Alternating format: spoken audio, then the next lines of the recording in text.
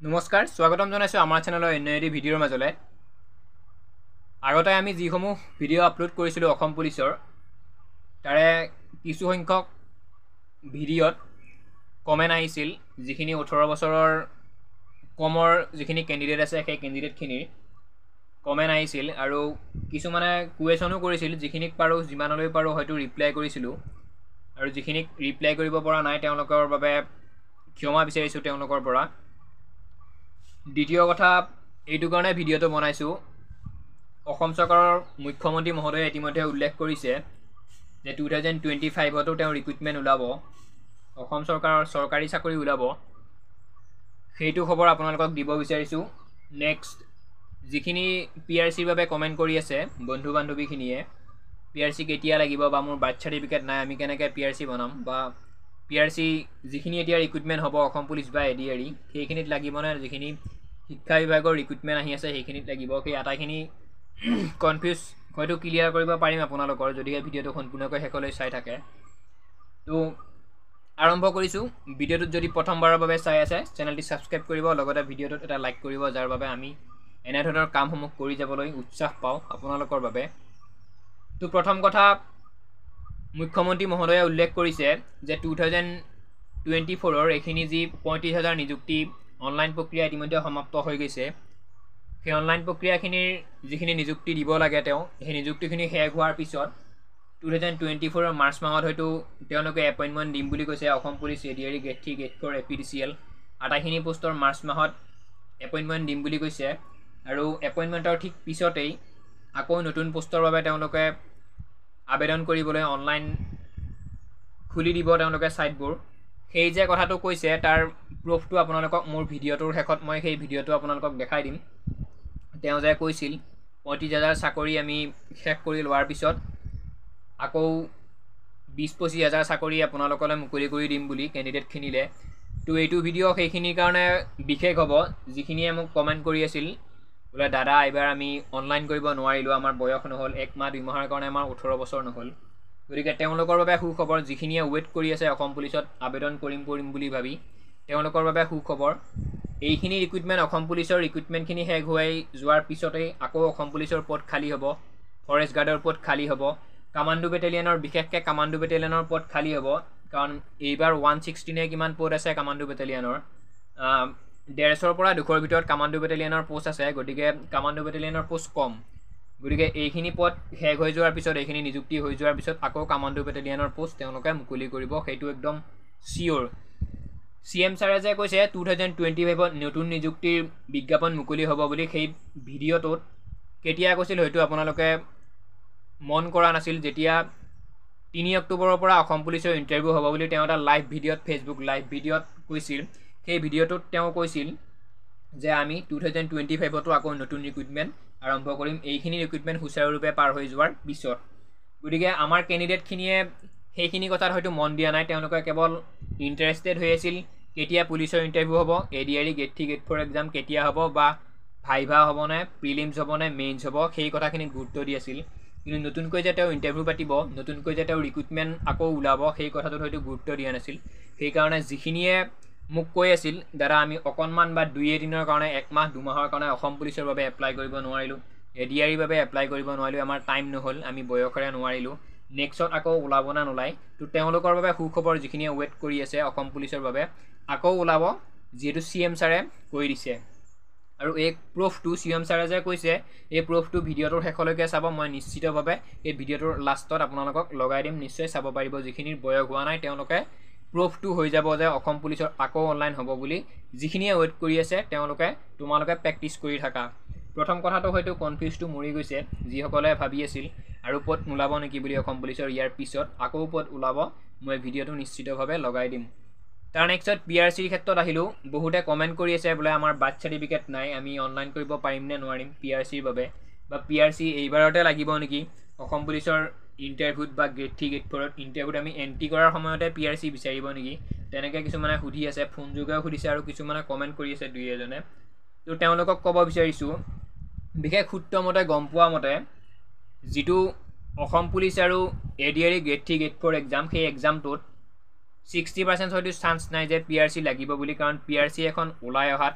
ইমান সহজ নহয় 2 মাহ 50 দিন তেনেকুৱা সময় লয় আৰু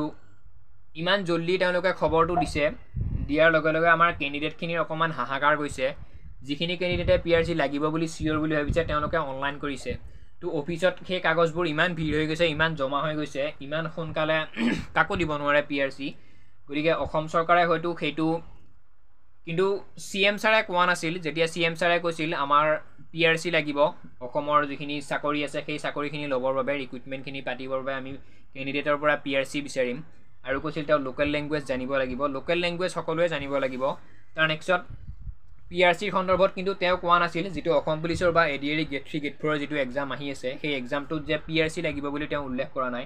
কিন্তু শিক্ষা বিভাগত যে PRC লাগিব কাৰণ শিক্ষা বিভাগৰ কিবা এটা অকনমান কেলেংকাৰী হৈছে সেইটো কাৰণে শিক্ষা বিভাগত যে PRC লাগিব সেইটো 110 কিন্তু অসম পুলিচ আৰু ADRE যিখিনি পোষ্ট সেই পোষ্টখিনিত যে PRC মেন্ডেটৰি একদম নহলে নহয় বুলি মুখ্যমন্ত্ৰী মহোদয়ে কিন্তু উল্লেখ কৰা নাই আৰু হয়তো কিছুদিন পিছত তেওঁ হয়তো এটো উল্লেখ কৰিব যে অসম পুলিচ বা ADRE গেট 3 PRC লাগে নে নালাগে গতিকে এতিয়া যিখিনিয়ে কমেন্ট কৰি আছে আমাৰ বাৰ্থ সাৰ্টিফিকেট নাই অসম পুলিচৰ বাবেও PRC লাগিব নেকি আমাৰ এতিয়া নহলে আমি ইন্টাৰভিউ মাৰিব নোৱাৰিম নেকি তেনেকুৱাকে ভাবিব নালাগে হয়তো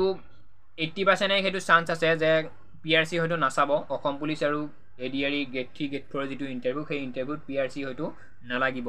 মোৰো PRC নাই আজি কিছুদিন আগত মই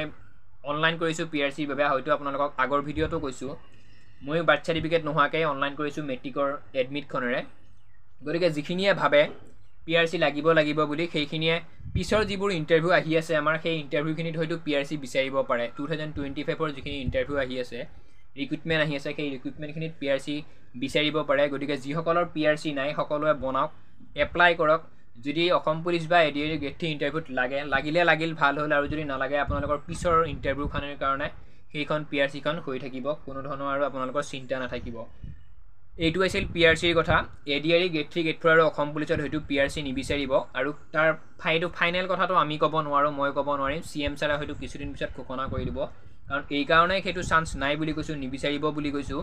PRC এখন ইমান সোনকালে ওলাই অহাটো সম্ভৱ নহয় যদি দুই এজন ক্যান্ডিডেটে PRC ৰ বাবে এপ্লাই কৰি আছে তেতিয়া হলে হয়তো PRC খন খুব জলদি আহিব পাৰে কিন্তু 100 200 ক্যান্ডিডেটে যেতিয়া একেলগে অনলাইন কৰি আছে PRC ৰ বাবে ইমান সোনকালে PRC সকলোৰে অফিচত দুটা ফাইল হয় এখন PRC যদি এপ্লাই কৰে মই যদি PRC এপ্লাই কৰিছো মোৰ অফিচত গৈ দুটা ফাইল হয় গতিকে ইমান সোনকালে ফাইলবোৰ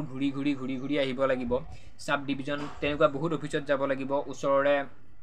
পুলিচ ষ্টেচনত যাব লাগিব তাৰ আপোনালোকক ভেৰিফিকেশন কৰিব মাতিব গতিকে PRC যেটো প্ৰসেস সেই প্ৰসেসটো দীঘলীয়া হেতু কাৰণে কৈছো মই ইমান জলদি PRC বনি নাহে অফিচৰ পৰা হেতু কাৰণে আপোনালোকক কৈছো বা তোমালোকক কৈছো PRC ৰ ক্ষেত্ৰত ইমান চিন্তা কৰিবলগীয়া একো নাই যিখিনিয়ে অসম পুলিচ বা ADRE গেট 3 গেট 4 অনলাইন কৰিছে PRC বাবে ইমান মাথা মাৰি থাকিব নালাগে যদি আপোনালোকৰ প্ৰপাৰ ডকুমেন্টখিনি আছে তেতিয়া হলে PRC খন বনাই লওক এপ্লাই কৰি থক যেতিয়া আহে আহিব যদিও নাই তেওঁলোকে এতিয়ালৈকে মেন্ডেটৰি বুলি কোৱা নাই আৰু অসম পুলিচৰ এপ্লাই কৰোঁতেও কোনো ধৰণৰ PRC যে লাগিব মেন্ডেটৰি বুলি উল্লেখ কৰা নাছিল হেতু কাৰণে কৈছো অসম পুলিচ আৰু ADRE গেট 3 গেট 4 ৰ যিখিনি ক্যান্ডিডেট আছে সেই ক্যান্ডিডেটখিনিয়ে PRC ৰ বাবে মূৰ ঘূৰাব নালাগে আছে যদি আছে আৰু নাই যদিও এতিয়া অনলাইন কৰা যদি ইন্টাৰভিউ টাইমত হয় হ'ব যদি PRC ওলাই আহে আহিব নাহিলে নাই হয়তো কনফিউজখিনি আপোনালোকৰ এতিয়া মৰিল আৰু এই চূড়ান্ত সিদ্ধান্তটো PRC যে লাগিব নালাগে সেই সিদ্ধান্তটো কিন্তু আমি দিব নোৱাৰিম CM ছাৰে হয়তো কিছুদিন পিছত সেই কথাটো স্পষ্টভাৱে উল্লেখ কৰি দিব তাৰ নেক্সট কিন্তু এখন ডকুমেন্ট আজি এমাহমান আগতে সেই আপডেটটো আহিছিল যিখন আমাৰ নাম ৰেজিষ্টাৰ কৰা এমপ্লয়মেন্ট এক্সচেঞ্জৰ যিখন সাৰ্টিফিকেট সেই সাৰ্টিফিকেটখন যিখিনিয়ে 2020 ঠিক কৰিছিল তেওঁলোকৰ সেইখন নহয় যিখিনিয়ে 2024 ত 1 জানুৱাৰী পিছত নতুনকৈ ৰেজিষ্ট্ৰেচন কৰিছিল তেওঁলোকৰখনহে হয়তো অসম পুলিচৰ বা যিকোনো ইন্টাৰভিউৰ বাবে প্ৰযোজ্য হ'ব PRC খন হয়তো মেন্ডেটৰি নহব ইন্টাৰভিউৰ বাবে কিন্তু যিখন নাম ৰেজিষ্টাৰ কৰা এমপ্লয়মেন্ট যিখন সাৰ্টিফিকেট সেই সাৰ্টিফিকেটখন কিন্তু মেন্ডেটৰি 15 আগষ্ট লাষ্ট ডেট আছে 15 আগষ্টৰ আগত আপোনালোকে জেনে তেনে সেই সাৰ্টিফিকেটখনৰ যেটো ৰি-ৰেজিষ্ট্ৰেচনৰ কাম সেইটো কৰি ল'ব নকৰিলে কিন্তু পিছত আপোনালোকে পস্তাব যেতিয়া অসম পুলিচৰ ফাৰ্স্ট টাইম যেতিয়া আপোনালোকে ইন্টাৰভিউ মাৰিবলৈ এন্ট্ৰি কৰোতে ডকুমেন্ট ভেৰিফিকেশন হয় তাত কম্পিউটাৰত এখনকে ডকুমেন্ট যেতিয়া চেক কৰে যিখিনি আগতে ইন্টাৰভিউ দি পাইছে তেওঁলোকে গম পায় তেতিয়া কিন্তু এমপ্লয়মেন্ট এক্সচেঞ্জৰ কাগজখন এক নম্বৰতে বিচাৰিব আপোনালোকে অসমৰ স্থায়ী বাসিন্দা হয় নে নহয় এমপ্লয়মেন্ট এক্সচেঞ্জত আপোনালোকৰ নাম ভৰ্তি আছে নে নাই প্ৰথম সেই কাগজখন বিচাৰিব তাত যদি সেই কাগজখন যদি আপোনালোকৰ তাত ডেট উল্লেখ কৰা আছে কেতিয়া ৰেজিষ্ট্ৰেচন কৰিছিল ডেট যদি 2023 ত কৰা থাকে হয়তো ইন্টাৰভিউ পৰা কিন্তু বাহিৰ উলিয়াই দিব পাৰে কাৰণ এই যিটো আপডেট ৰেজিষ্ট্ৰেশ্যন যে কৰিব লাগে সেই আপডেটটো কিন্তু বহুত দিনৰ আগৰ পৰা দি আছে, বহুত দিনৰ আগৰ পৰা কৈ আছে। গতিকে মই আপোনালোকক হাত জোৰ কৰিছোঁ, যিখিনিয়ে অসম পুলিচৰ বাবে ইণ্টাৰভিউ মাৰিম বুলি ভাবি আছে বা গেট 3 গেট 4ৰ বাবে আবেদন কৰি থৈছে, তেওঁলোকে 15 আগষ্টৰ আগত যিখন এমপ্লয়মেণ্ট এক্সচেঞ্জৰ ৰিৰেজিষ্ট্ৰেশ্যন কাম আছে সেইটো নিশ্চিতভাৱে কৰক, এইটো মই অনুৰোধ কৰিছোঁ। PRC হয়তো নালাগিব পাৰে, সেইটো মেণ্ডেটৰী নহয়, কাৰণ PRC নাম ৰেজিষ্টাৰ কৰাটো 5 মিনিটৰ কাম, PRC কৰাটো হয়তো 2-3 মাহৰ কাম। সেইটো কাৰণে কৈছোঁ নাম ৰেজিষ্টাৰটো নিশ্চিতভাৱে কৰিব লাগিব। যিখিনিয়ে এতিয়াও ইগন'ৰ কৰি আছে, নাই নাম ৰেজিষ্টাৰ কৰিব নালাগে, আমি 2023 কৰিছোঁ, তেনেকুৱা একো নহয়। যিখিনিয়ে কৰা নাই কিন্তু নাম ৰেজিষ্টাৰটো কৰি ল'ব। তো ভিডিঅ'টো ইমানেই আছিল। যদি আকৌ কিবা অসম পুলিচৰ নতুন আপডেট আহে আমি আপোনালোকক নিশ্চয় জনাম। অকণমান শাৰীৰিকভাৱে অসুস্থতাৰ বাবে ভিডিঅ' দিয়াত অকণমান পলম হৈছে, তাৰ বাবে ক্ষমা কৰিব। আৰু আকৌ কৈছোঁ, আপোনালোকৰ উৎসাহৰ বাবে আমি এনেধৰণৰ ভিডিঅ'সমূহ বনাবলৈ উৎসাহ পাওঁ আমি, যদিহে আপোনালোকে আমাক উৎসাহ দিয়ে আমিও উৎসাহ পাওঁ। তো যদি চেনেলটোলৈ নতুনকৈ আহিছে ভিডিঅ'টোত লাইক কৰিব, চেনেলটি ছাবস্ক্ৰাইব কৰিব। 1434টা পদ ভৰ্তি কৰিব পাৰোঁ। এটা সুন্দৰ নিযুক্তি প্ৰক্ৰিয়াৰ মাজেৰে ল'ৰা ছোৱালীক নিযুক্তি দিব পাৰোঁ। আৰু তাৰ লগে লগে 2025 চনৰ বাবে আকৌ এবাৰ নিযুক্তি প্ৰক্ৰিয়া আমি যাতে আৰম্ভ কৰিব পাৰোঁ।